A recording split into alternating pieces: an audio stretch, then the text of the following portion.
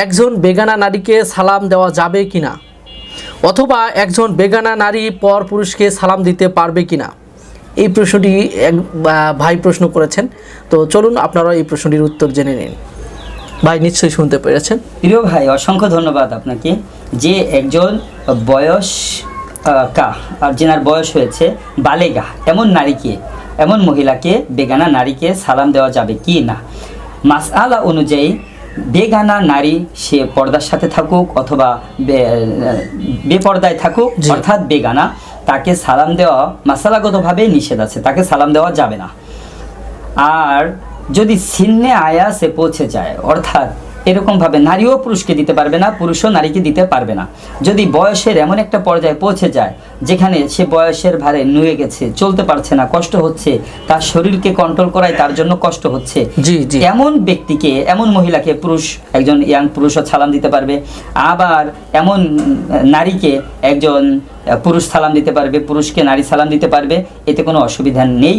বলা হয়েছে সিন্নে আয়াসে যারা পৌঁছে যায়, অর্থাৎ বার্ধক্যের ভারে এমন পর্যায়ে পৌঁছে যায় যে তাদের শরীর কন্ট্রোল করাই কি কঠিন হয়ে যায়, কষ্ট হয়ে যায়, এদেরকে সালাম দেওয়া যাবে, কোনো সমস্যা নেই। কারণ এখানে খাহের সাথে বিষয়টা জাগ্রত হবে না। কোনো বুড়া নারীকে যদি কোনো ইয়াং সালাম দেয়, কোনো যুবক ছেলে সালাম দেয়, তাহলে দেখা যাচ্ছে কোনো রকমের কাম ভাব বা তার ভিতরে আলাদা কিছু ফিল হবে না, যার কারণে ইসলাম এখানে অনুমতি দিয়েছেন। কিন্তু ইয়াং কোনো নারীকে যদি, বেগানা নারীকে, মহিলাকে যদি সালাম দেওয়া হয়, তার কণ্ঠস্বর সুন্দর কিনা, ভালো কিনা, এটা শুনে সে তার প্রতি আকৃষ্ট হবে, ধাবিত হবে। এজন্যই নিষেধ করা হয়েছে যে বেগানা নারীকে সালাম দেওয়া যাবে না, বেগানা নারীও কোনো বেগানা পুরুষকে সালাম দিতে পারবে না। আশা রাখি বুঝতে পেরেছেন। এর মধ্যে আরেকটু প্রশ্ন আছে যে পরিবারের মধ্যে সালাম বিনিময়ের ব্যাপারটা একটু ক্লিয়ার করেন যদি। হ্যাঁ প্রিয় ভাই, পরিবারের মাঝে বাবা, যেহেতু সালাম বলা হয়েছে যে আফসুস সালাম, বেশি বেশি সালাম প্রচার করো, বিশ্বনবী সাল্লাল্লাহু আলাইহি ওয়াসাল্লাম বলেছেন। আর সাথে সাথে আসসালামু আলাইকুম ওয়া রাহমাতুল্লাহ, এর অর্থ হচ্ছে আপনার উপর আল্লাহ তাআলার পক্ষ থেকে শান্তি বর্ষিত হোক। আমি আমার বন্ধুকে সালাম দিই, আমি আমার প্রতিবেশীকে, টিচারকে বা অন্য অন্য যাদেরকে আমি চিনি জানি তাদেরকে সালাম দিই, অথচ আমি আমার মাকে সালাম দিই না, আমার বাবাকে সালাম দিই না। তাহলে আমি আমার বাবাকে, আমার মাকে, আমার পরিবারের কাছের ব্যক্তিদেরকে আমার দোয়া থেকে তাদেরকে আমি দূরে ঠেলে রাখলাম, কাছে রাখতে পারলাম না। এজন্য আমি আমার পিতাকে সালাম দিব, আমি আমার মাকে সালাম দিব, আমি আমার বোন, ভাই, আত্মীয় স্বজন যারা পরিবারে আছে প্রতিটি সদস্যকে, ছোট চাই বড়, সকলকেই সালাম দিব। আর সালাম দেওয়ার মাধ্যমে তার উপরে দোয়া বর্ষিত হচ্ছে, সে উত্তর দেওয়ার মাধ্যমে আমার উপরে দোয়া বর্ষিত হচ্ছে।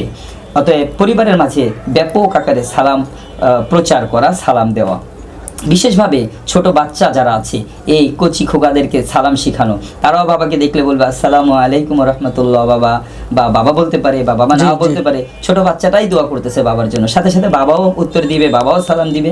আশা রাখি বুঝতে পেরেছেন। জি আলহামদুলিল্লাহ, আপনাকে অসংখ্য ধন্যবাদ। তার মধ্যে আরেকটি ছোট্ট একটি প্রশ্ন এক ভাই মাত্র কমেন্টের মাধ্যমে জানিয়ে দিয়েছে। সেই প্রশ্নটি হচ্ছে যে একজন বয়স্ক শুধু কি একজন ইয়ং শুধু কি বয়স্ককে সালাম দিবে, অর্থাৎ একজন কম বয়স্ক ছেলে একজন মুরব্বী টাইপের লোককে কি শুধুমাত্র সালামের বিধান, না সে উল্টা সালাম দিতে পারবে মুরব্বী মানুষটাই একজন ইয়ং ছেলেকে সালাম দিবে, মানে এর বিধানটা কীরকম?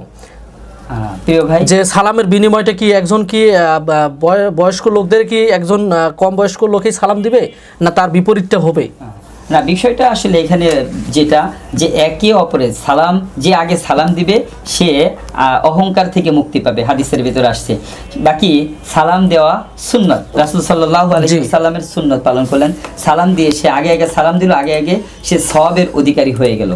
যার কারণে এখানে ছোট বড়কে দিবে, বড় ছোটকে দিবে, এটা পার্থক্য না করে যে মহিলাকে বা বৃদ্ধাকে সালাম দেওয়া হচ্ছে বা বয়স্ককে সালাম দেওয়া হচ্ছে, যেই দেখা যাচ্ছে যে ইয়াং দেখলো আগে যে সে অন্য কোনো কাজে ব্যস্ত আছে বা তার দিকে খেয়াল করেনি, তারপরও তাকে সালাম দিবে। আবার যদি দেখা যায় যে ওই মুরব্বী দেখতে পাচ্ছে যে একজন ইয়াং ছেলে তার দিকে এগিয়ে আসছে, বেখেয়ালে আছে, অন্যদিকে খেয়াল করছে, মুরব্বী ওই ইয়াংকে সালাম দিতে পারবে, কোনো ধরনের কোনো অসুবিধা নেই, সালাম দিতে পারবে। অর্থাৎ অনেকেই মনে করে যে বড় মনে করে যে সালাম অনেকে দিবে। এই কথা মনে করে যে আমি ছোট, উনি আমার চেয়ে বয়সে বেশি, উনাকে আমারই সালাম দিতে হবে, বাকি উনি আমাকে সালাম দিতে উনি পারবেন মনে করে যে আমি ছোট, হ্যাঁ। সে ছোট, সে আমাকে সালাম দিবে, সে আমাকেই সম্মান করবে, আমি তখন চুপ করে থাকি যে সালামের উত্তর দেওয়ার জন্য। এই ধরনের কিছু আমাদের সমাজে আমরা দেখে থাকি।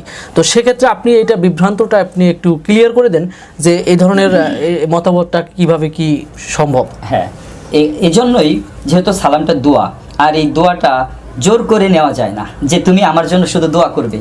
পৃথিবীতে যেভাবে করে অন্য জায়গায় যেও অন্য কোনো দোয়া জোর করে যেভাবে নেওয়া যায় না, এই দোয়াটাও জোর করে নেওয়া যাবে না। আমি যদি তার জন্য দোয়া করি, সেও উল্টা আমার জন্য দোয়া করছে। এজন্য যারা এই চিন্তা করে যে আমি বয়সে বড়, আমি সালাম পাবো, আমি সালাম দিব না, ওনারা এক প্রকার বোকার রাজ্যে বসবাস করছেন, এক প্রকার বোকার ভেতরে আছেন। এই বোকামি করা যাবে না। উনি বয়সের দিক দিয়ে বড় হলেও ছোটকে সালাম দিবে, আগে আগে সব পেয়ে যাবে। ছোট বড়কে সালাম দিবে, কোনো রকমের যেন অহংকার কিবির যেন ভেতরে না আসে, এটাই চেষ্টা রাখতে হবে। আশা রাখি বুঝতে পেরেছেন।